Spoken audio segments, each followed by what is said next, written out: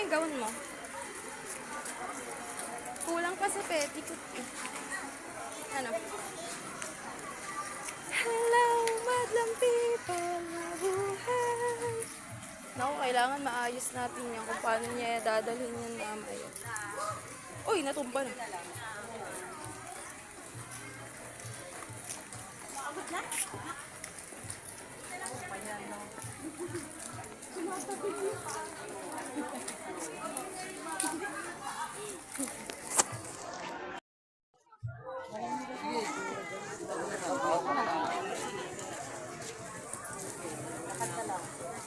Ay, lapit lang eh.